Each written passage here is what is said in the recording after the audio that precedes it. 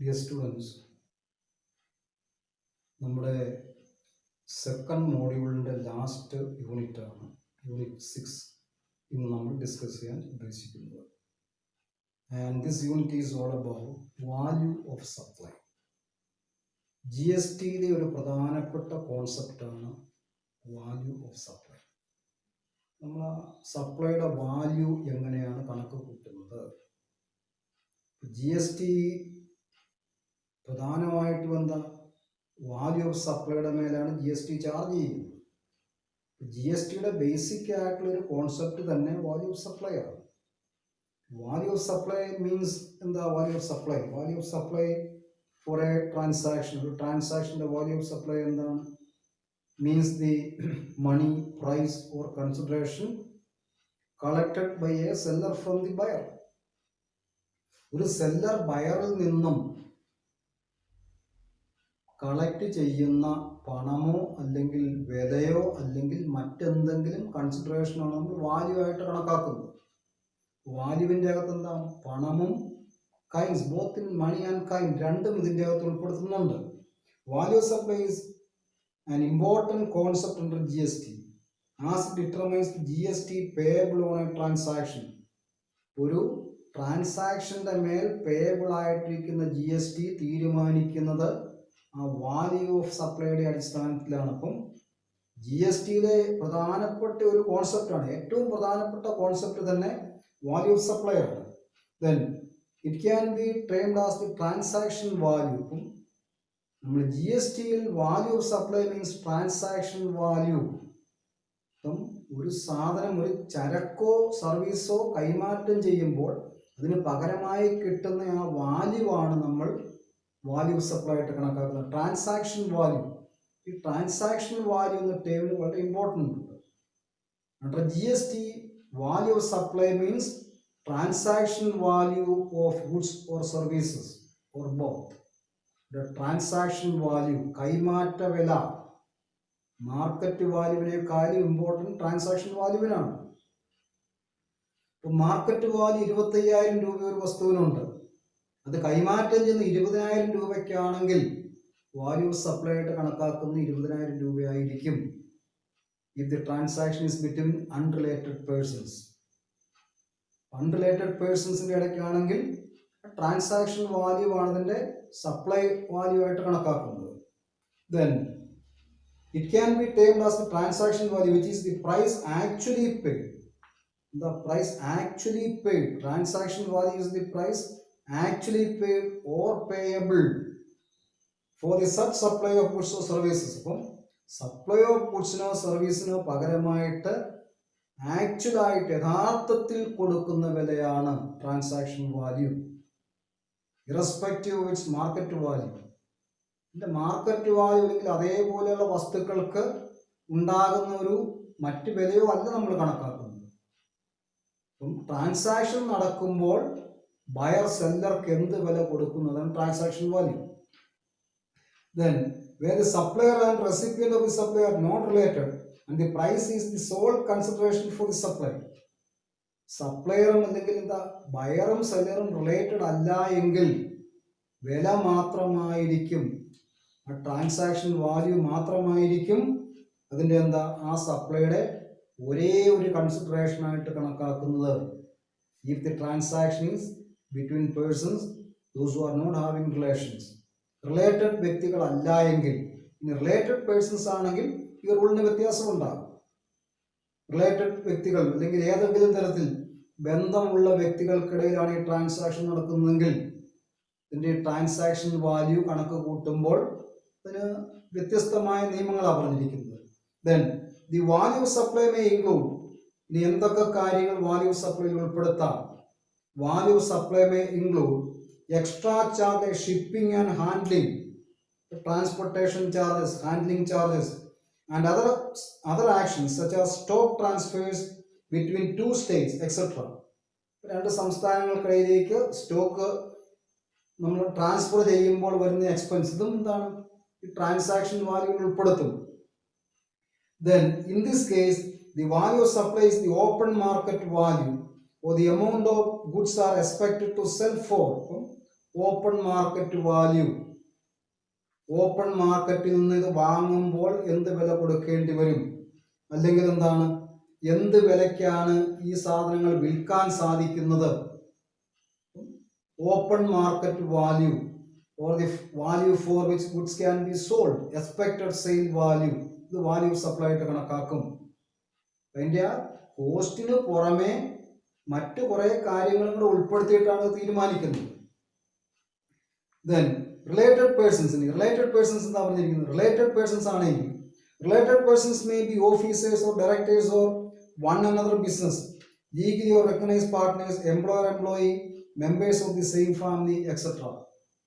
Related പേഴ്സൺസിന്റെ ഇടയ്ക്കാണെങ്കിൽ ഈ വാല്യൂ കണക്കാക്കുമ്പോൾ വ്യത്യാസം വരുമെന്നാണ് പറയുന്നത്. ഇപ്പം ഒരേ സ്ഥാപനത്തിന്റെ കീഴിൽ ജോലി ചെയ്യുന്ന ആളുകൾ, ഒരു ഓർഗനൈസേഷനിലെ ഓഫീസേഴ്സ്, അല്ലെങ്കിൽ എംപ്ലോയറും എംപ്ലോയിയും, ഒരേ ഫാമിലിയിലെ മെമ്പേഴ്സ്, ഇവരൊക്കെ എന്തായിട്ടാ GST ആക്ട് പ്രകാരം റിലേറ്റഡ് പേഴ്സൺസ് ആയിട്ടാണ് കണക്കാക്കുന്നത്. If a transaction is between related persons then calculation will be based on different criteria. അവിടെ ആ വാല്യൂ ഓഫ് സപ്ലൈ കാൽക്കുലേറ്റ് ചെയ്യുന്ന ക്രൈറ്റീരിയ വ്യത്യസ്തമായിരിക്കും. ഇനി if the supply is not between related persons, then the sole criteria is the transaction value. Related persons അല്ല എങ്കിൽ supply of വാല്യൂവിന്റെ ഒരേ ഒരു ക്രൈറ്റീരിയ എന്തായിരിക്കും, ട്രാൻസാക്ഷൻ വാല്യൂ ആയിരിക്കും. Then in situations where parties are related and reasonable value may not be charged, ഇനെന്താ, ഒരു ട്രാൻസാക്ഷൻ്റെ അകത്തെ പാർട്ടിക്കാർ റിലേറ്റഡ് ആണ്, റീസണബിൾ ആയിട്ടുള്ള വാല്യൂ ചാർജ് ചെയ്യപ്പെടുന്നില്ല എങ്കിൽ, or transaction may take place as A barter or exchange. ഇനി എക്സ്ചേഞ്ച് ബേസിലോ ബാർട്ടർ ബേസിസിലോ ആയിരിക്കും, ഗുഡ്സ് ഫോർ ഗുഡ്സ് ബേസിസിലോ ആണ് എങ്കിൽ, the GST law prescribes that the value on which GST is charged must be transactional value. ഇവിടെ പറയുന്നത് എന്താ, transactional value തന്നെയാണ് പറയുന്നത്. This is the value at which unrelated parties would transact in the normal course of business. ഇനി related വ്യക്തികൾക്കിടയിലാണ് transaction നടക്കുന്നത്, അല്ലെങ്കിൽ ഈ transaction നടക്കുന്നത് എന്താ, എക്സ്ചേഞ്ച് ബേസിസിലാണ്, ബാർട്ടർ ബേസിസിലാണ് എങ്കിൽ ട്രാൻസാക്ഷൻ വാല്യൂ ആയിരിക്കും വാല്യൂ ഓഫ് സപ്ലൈ ആയിട്ട് കണക്കാക്കുന്നത്. ഇവിടെ ട്രാൻസാക്ഷൻ വാല്യൂ എന്താ, ഇത് transaction is between unrelated persons. Unrelated പേഴ്സൺസിന്റെ ഇടയ്ക്കാണ് ഈ ട്രാൻസാക്ഷൻ നടന്നിരുന്നെങ്കിൽ അവിടെ എന്ത് ട്രാൻസാക്ഷണൽ വാല്യൂ ചാർജ് ചെയ്യുമായിരുന്നോ ആ വാല്യൂ ആയിരിക്കണം. റിലേറ്റഡ് പേഴ്സൺസിന്റെ ഇടയിലാണ് ഈ ട്രാൻസാക്ഷൻ നടക്കുന്നതെങ്കിലും അതിന്റെ വാല്യൂ ആയിട്ട് കണക്കാക്കുന്നത്. പണം എക്സ്ചേഞ്ച് ചെയ്തിട്ടുണ്ടോ എന്നുള്ളത് ഇമ്മെറ്റീരിയൽ ആണ്. ഈ ഒരു ട്രാൻസാക്ഷൻ നടക്കുന്ന റിലേറ്റഡ് ആയിട്ടുള്ള വ്യക്തികൾ അല്ല എങ്കിൽ എന്ത് വില കൈമാറ്റം ചെയ്യുമായിരുന്നോ ആ വാല്യൂ ഈ ട്രാൻസാക്ഷന്റെ വാല്യൂ ആയിട്ട് വേണം കണക്കാക്കാൻ GST പർപ്പസിന് വേണ്ടി. It makes sure GST is charged and collected properly even though the full value may not have been paid. The GST to be applied on a transaction will depend on the value of these goods and services sold or transfer. വിൽക്കുകയോ transfer ചെയ്യുകയോ ചെയ്യുന്ന സാധനങ്ങളുടെ വാല്യൂവിനെ അടിസ്ഥാനമാക്കിയാണ് GST charge ചെയ്യുന്നത്. Then the value of supply under GST shall include, GST പ്രകാരം value of സപ്ലൈയിൽ എന്തൊക്കെയാണ് ഉൾപ്പെടുത്താവുന്നത്. Number 1, all any taxes, then duties, cess, fees and charges levied under any act. GST പ്രകാരം അല്ലാതെ മറ്റേതെങ്കിലും ആക്ട് പ്രകാരം ലെവി ചെയ്യപ്പെടുന്നോ ചാർജ് ചെയ്യപ്പെടുന്നോ ആയ എല്ലാ ടാക്സുകളും, ഡ്യൂട്ടീസും, cess, fees and charges. GST പ്രകാരം അല്ലാതെ മറ്റെല്ലാ നിയമങ്ങൾക്ക് കീഴിലും ചാർജ് ചെയ്യപ്പെടുന്ന എല്ലാ ടാക്സുകളും, ഡ്യൂട്ടീസും, ഫീസും നമ്മൾ ഈ ട്രാൻസാക്ഷൻ വാല്യൂ കണക്ക് കൂട്ടുമ്പോൾ ആഡ് ചെയ്യും, വാല്യൂവിലേക്ക് ആഡ് ചെയ്യും. Then GST compensation cess will be excluded if charged separately by the supplier.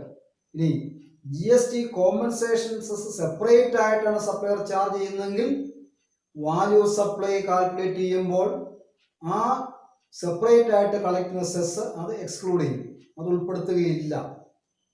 മറ്റെല്ലാ ടാക്സും ഡ്യൂട്ടിയും അതുപോലെ തന്നെ ഫീസും നമ്മൾ ഈ വാല്യൂ സപ്ലൈ കണക്കാക്കുമ്പോൾ ആഡ് ചെയ്യും. വാല്യൂ സപ്ലൈയുടെ കൂടെ ആഡ് ചെയ്യുന്നതാണ്.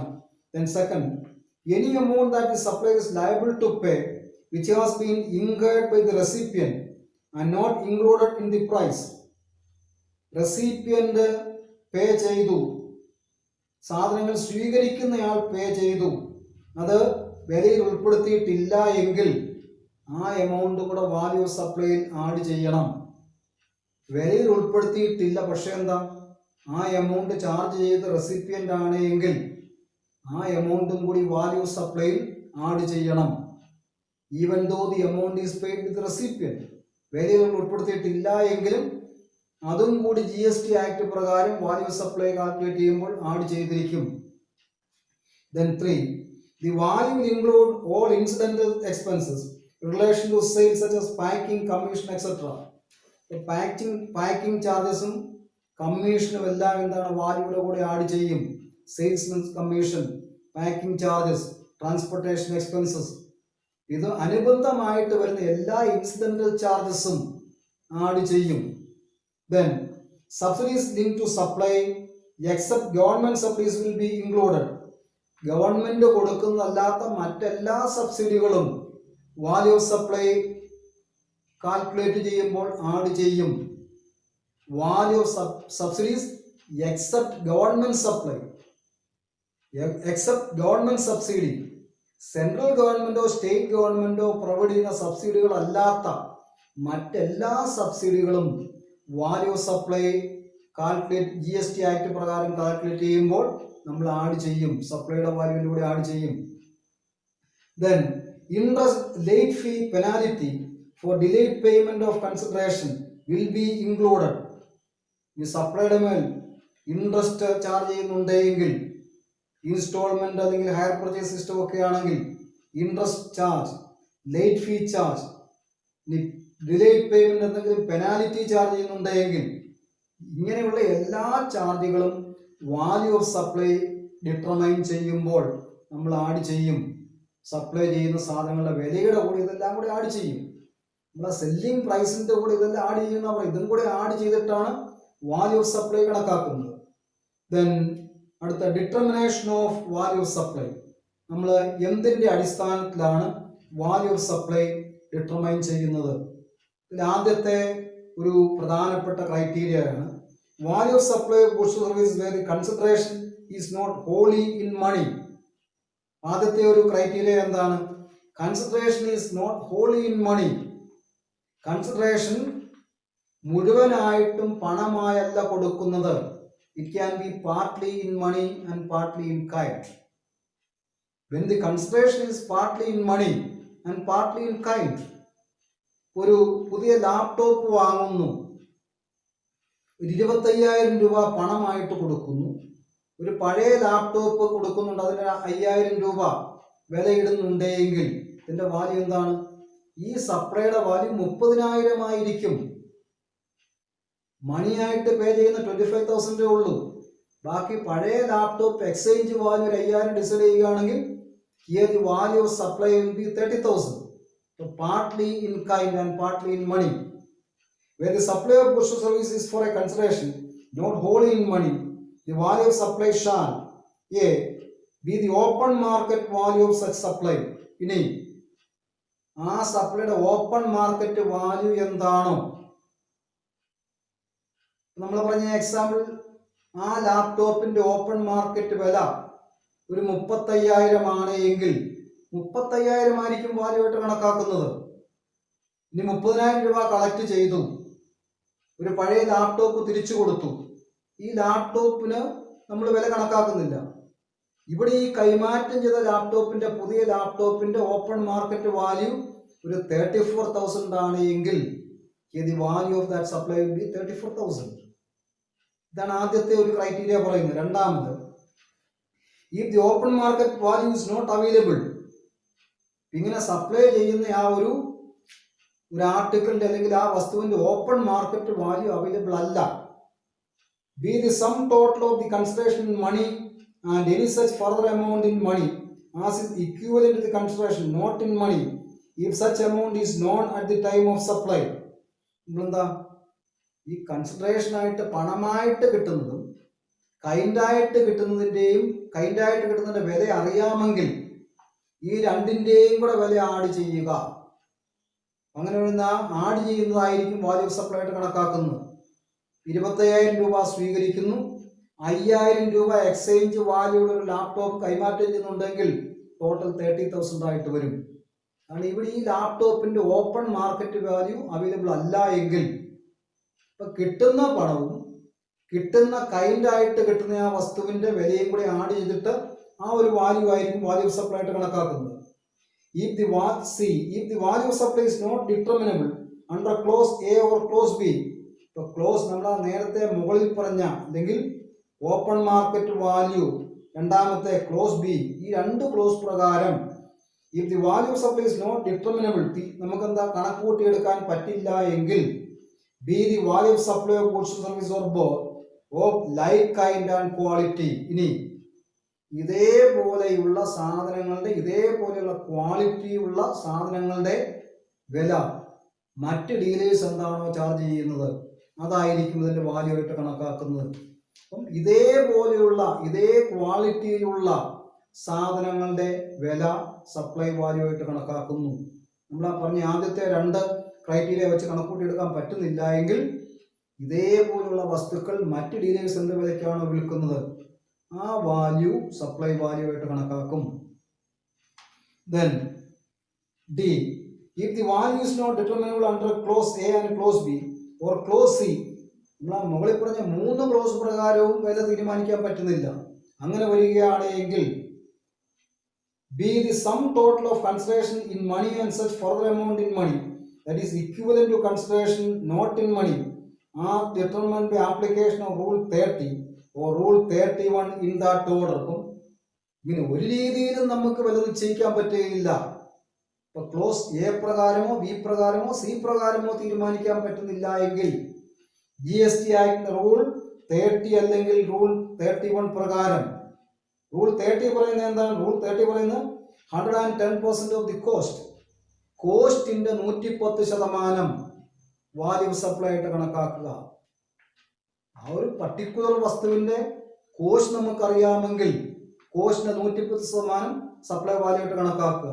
ഇനി റൂൾ 31 പറയുന്ന അനുസരിച്ച് ഇതേപോലെയുള്ള ഇതേ തരത്തിലുള്ള same kind and quantity of goods in the market, അപ്പം ഇതേ തരത്തിലുള്ള വസ്തുക്കളുടെ മാർക്കറ്റിലുള്ള വില എന്താണോ ആ വില ഈ സപ്ലൈയുടെ വിലയായിട്ട് കണക്കാക്കുക. ഈ പറഞ്ഞിരിക്കുന്ന 4 ക്ലോസുകളാണ് value supply of goods or services consideration is not wholly in money. വിൽപ്പനയ്ക്ക് അല്ലെങ്കിൽ ചരക്ക് കൈമാറ്റം, ചരക്കോ സേവനമോ കൈമാറ്റുന്നതിന് പകരമായിട്ട് കിട്ടുന്നത് മുഴുവനും പണമായിട്ടല്ല, ഭാഗികമായിട്ട് പണം, മറ്റൊരു ഭാഗം കൈൻഡായിട്ടുമാണ്, സാധനങ്ങളുമായിട്ടാണെങ്കിൽ അതിന്റെ വില എങ്ങനെ തീരുമാനിക്കും? 4 ക്രൈറ്റീരിയ പറഞ്ഞിട്ടുണ്ട്. ഈ 4 ക്രൈറ്റീരിയയും ഫോളോ ചെയ്ത് വേണം വില തീരുമാനിക്കാൻ. രണ്ടാമത്തെ കേസ്, ഇവിടെ ആ ലാപ്ടോപ്പിന്റെ ഒക്കെ എക്സാമ്പിൾ ഞാൻ പറഞ്ഞില്ല, അതൊക്കെ ആപ്ലിക്കബിൾ ആയിട്ട് വരും. ഇപ്പം ഒരു എക്സാമ്പിൾ നമുക്ക് നോക്കാം. വേറെ റെഫ്രിജറേറ്റർ സപ്ലൈഡ് ഫോർ 35,000, റെഫ്രിജറേറ്റർ 35,000 രൂപയ്ക്ക് സപ്ലൈ ചെയ്യുന്നു. Of which the open market values unknown. ഈ 35,000 രൂപയ്ക്ക് സപ്ലൈ ചെയ്യുന്ന റെഫ്രിജറേറ്ററിന്റെ ഓപ്പൺ മാർക്കറ്റ് വാല്യൂ അൺനോൺ ആണ്, അറിയില്ല. എലോങ് വിത്ത് ഇറ്റ് സ്റ്റാൻഡ്, ഇനി ഇതിന്റെ സ്റ്റാൻഡിൽ 3,000 രൂപ വിലയുണ്ട്. റെഫ്രിജറേറ്റർ സപ്ലൈ ചെയ്തിരിക്കുന്ന 35,000 രൂപയ്ക്കാണ്. ഈ റെഫ്രിജറേറ്ററിന്റെ ഓപ്പൺ മാർക്കറ്റ് വാല്യൂ അവൈലബിൾ അല്ല, വില അറിയില്ല എങ്കിൽ സ്റ്റാൻഡിന്റെ വില 3,000 അത് നമുക്കറിയാം. ഇത് സപ്ലൈ ചെയ്തിരിക്കുന്നത് കൈമാറ്റം ചെയ്തപ്പോൾ കൊടുത്തിരിക്കുന്ന വില എത്ര? 35,000. ഈ 35,000 സ്റ്റാൻഡിന്റെ വിലയായി 3,000 കൂടെ കൂട്ടി 38,000 ആയിരിക്കും ഈ സപ്ലൈയുടെ വാല്യൂ ആയിട്ട് കണക്കാക്കുന്നത് GST പർപ്പസിന് വേണ്ടി. രണ്ടാമത്തെ ഒരു കണ്ടീഷനാണ് value supply of goods service or both between distinct or related persons. രണ്ടും പറയുന്നുണ്ട്, ഡിസ്റ്റിങ് പേഴ്സൺസിനും റിലേറ്റഡ് പേഴ്സൺസിനും ഇടയ്ക്ക്. Other than through an agent. എന്താ other than through an agent? ഇവിടെ സപ്ലൈ നടത്തുന്ന ഏജന്റ് മുഖാന്തരമല്ല, ഏജൻസ് മുഖാന്തരമാണെങ്കിൽ അതിൻ്റെ റൂൾസ് വ്യത്യാസമുണ്ട്. Other than through an agent, value of supply of goods or services or both between distinct or related persons, രണ്ട് distinct പേഴ്സൺസിന്റെ ഇടയ്ക്കും റിലേറ്റഡ് പേഴ്സൺസിന്റെ ഇടയ്ക്കും സപ്ലൈ നടത്തുന്ന ഒരു ഏജന്റ് മുഖാന്തരമല്ല എങ്കിൽ how to determine the value of supply? The value of supply of goods or service or both between distinct persons or where the supply and recipient are related. Distinct persons ആണ്. രണ്ടാമത്തെ case എന്താ? സപ്ലയറും റെസിപ്പിയന്റും related ആണ്. Other than where the supply is made through an agent, ഇനി ഈ supply നടത്തുന്ന agent മുഖാന്തരമല്ല എങ്കിൽ then shall be the open market value of such supply. ആദ്യത്തെ കണ്ടീഷൻ, ആദ്യത്തെ ക്ലോസ് എന്താ? ഇങ്ങനെയുള്ള സപ്ലൈകളിൽ അതിന്റെ വാല്യൂ ആയിട്ട് ആദ്യം നമ്മൾ കണക്കാക്കുന്നത് open market value of supply ആയിരിക്കും. ഇത് റിലേറ്റഡ് പേഴ്സൺസ് ആണെങ്കിലും ഡിസ്റ്റിങ് പേഴ്സൺസ് ആണെങ്കിലും, if the supply is not made through an agent, A, the open market value of such supply. B, if the open market value is not available, ഈ supply ചെയ്യുന്ന വസ്തുവിന്റെ open market value available അല്ല എങ്കിൽ, be the value of supply of goods service of like and quality, ഇതേപോലെയുള്ള ഇതേ ക്വാളിറ്റിയിലുള്ള സാധനങ്ങളുടെ open market വില, ഇതായിരിക്കും ഇതിന്റെ വിലയായിട്ട് കണക്കാക്കുന്നത്. The value of supply of goods service of like kind and quality, ഇതേ തരത്തിലുള്ള ഇതേ ക്വാളിറ്റിയിലുള്ള സാധനങ്ങളുടെ വില മറ്റ് ഡീലേഴ്സ് എന്താണോ ചാർജ് ചെയ്യുന്നത് അത് ഇതിന്റെ വാല്യൂ ആയിട്ട് കണക്കാക്കുക. Then C, if the value is not determinable under clause A or clause B, മുകളിൽ പറഞ്ഞിരിക്കുന്ന രണ്ട് എ പ്രകാരവും ബി പ്രകാരവും കണക്ക് കൂട്ടാൻ പറ്റുന്നില്ല എങ്കിൽ, be the value of determined application of rule 4 or rule 5 in that order. അങ്ങനെ വരുന്ന കേസിൽ GST ഓർഡറിന്റെ റൂൾ 4 റൂൾ 5 പ്രകാരം വാല്യൂ ഓഫ് സപ്ലൈ തീരുമാനിക്കും. Then again specified that where goods are intended for further supply, ഇനി intended for further supply മറിച്ച് വിൽക്കുന്നതിന് വേണ്ടിയാണ് എങ്കിൽ, as such by the recipient, ഈ സപ്ലൈ സ്വീകരിക്കുന്നയാൾ എന്താ ഇത് മറിച്ച് വിൽക്കുന്നതിന് വേണ്ടിയാണ് supply സ്വീകരിക്കുന്നതെങ്കിൽ, the value shall at the option of the supplier be an amount equivalent to the 90% of the price charged for the supply of goods like kind. Further സപ്ലൈക്ക് വേണ്ടിയാണ് എങ്കിൽ ഇതേ തരത്തിലുള്ള സാധനങ്ങൾക്ക് മറ്റ് ഡീലേഴ്സ് ചാർജ് ചെയ്യുന്ന വിലയുടെ 90% വാല്യൂ ഓഫ് സപ്ലൈ ആയിട്ട് കണക്കാക്കുക. By the recipient to his customer not being a related person. അവിടെ എന്താ? ഇവിടെ not being a related person, ഇവിടെ റിലേറ്റഡ് പേഴ്സൺ ആകാൻ പാടില്ല. ഇങ്ങനെ വില നിശ്ചയിക്കാതെ വില തീരുമാനിക്കാതെയാണ് ഒരു വസ്തു കൈമാറ്റം ചെയ്തിരിക്കുന്നതെങ്കിൽ, ആ വസ്തു സ്വീകരിക്കുന്നയാൾ അയാളുടെ കസ്റ്റമറിൽ നിന്നും വിലയായിട്ട് വാങ്ങുന്ന തുകയുടെ 90% ഈ വസ്തുവിന്റെ വാല്യൂ ഓഫ് സപ്ലൈ ആയിട്ട് കണക്കാക്കുക. If the transaction is among unrelated persons, related persons ആകാൻ പാടില്ല.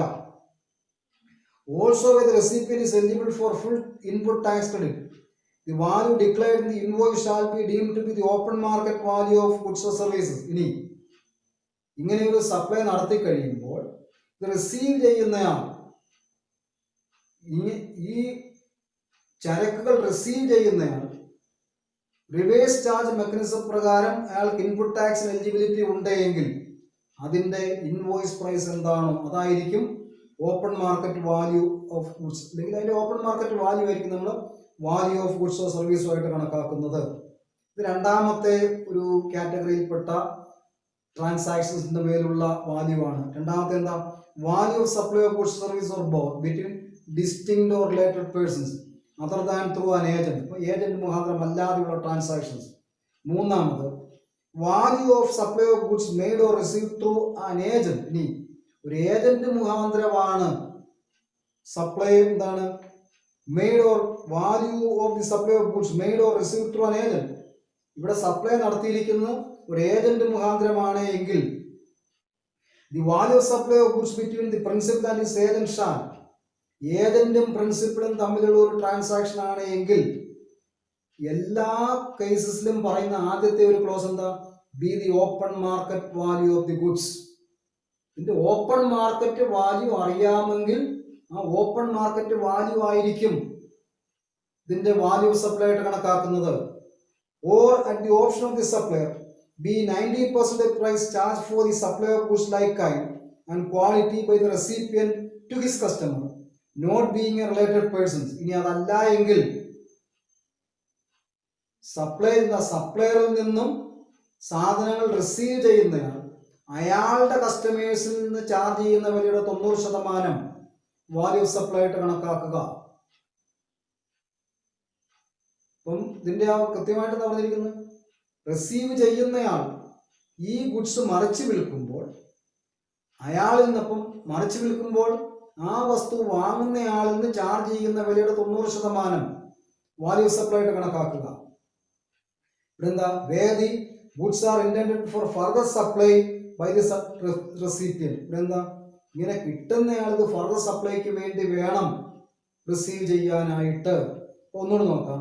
Be the open market value of goods being supplied or at the option of the supplier be 90% of the price charged for the supply of goods of like kind and quality by the recipient to his customer not being a related persons. അപ്പൊ എന്താ, ഇതേപോലെ ഇതേ ക്വാളിറ്റിയിലുള്ള സാധനങ്ങൾ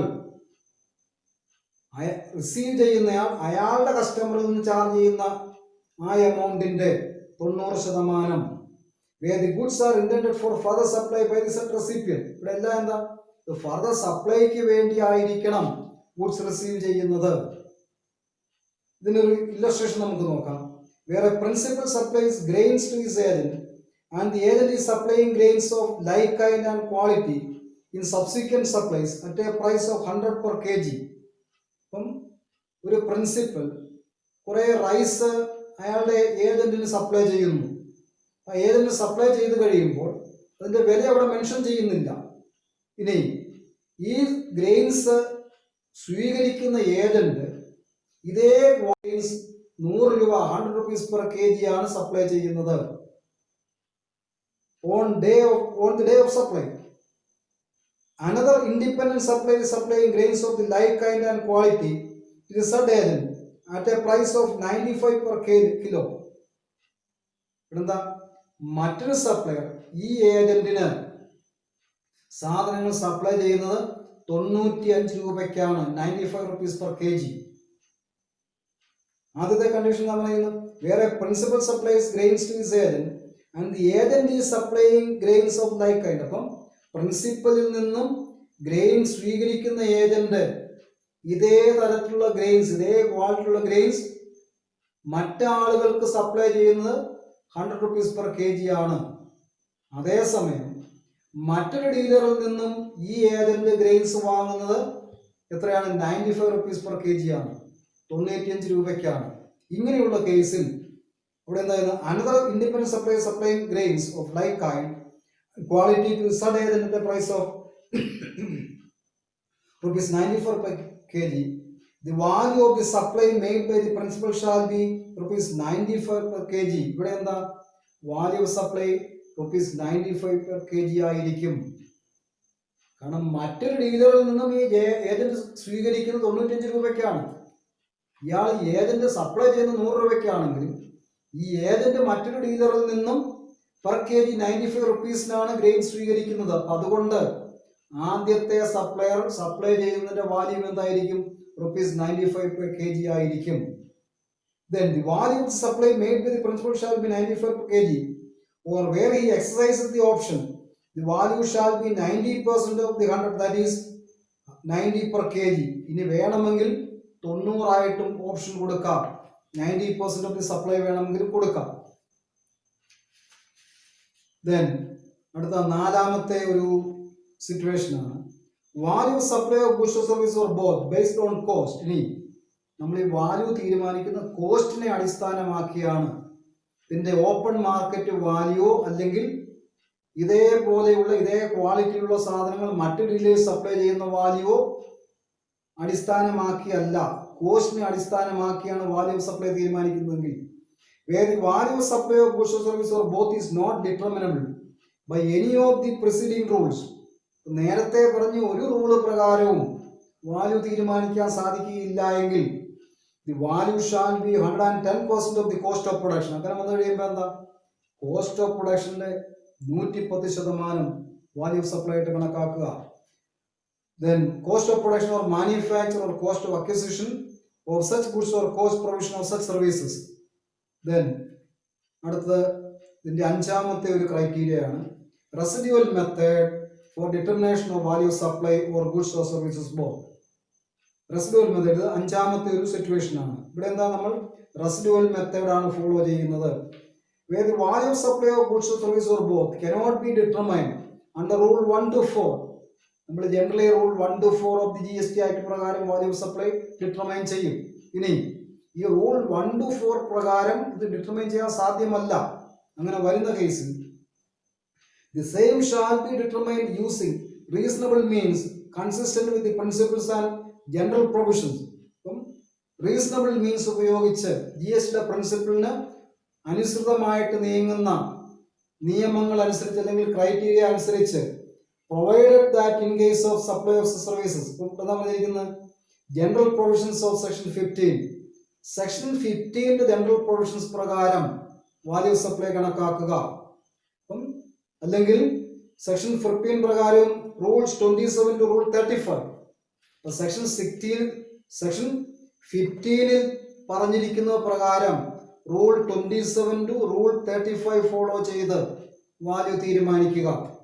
Provided that in case of supply of services, the supplier may opt for this rule disregarding rule 4.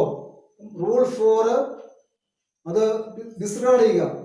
Rule 4 ഒഴിവാക്കിയിട്ട് section 15 പറഞ്ഞിരിക്കുന്ന പ്രകാരം rule 27 to rule 35 പ്രകാരം ഇതിന്റെ വാല്യൂ ഓഫ് സപ്ലൈ തീരുമാനിക്കാം. ഇന്ന് ഈ 5 പോയിന്റുകളാണ് ഈ ഒരു സെഷൻ ഡിസ്കസ് ചെയ്യുന്നത്. Remaining part of this unit we will discuss in the next session. Thank you.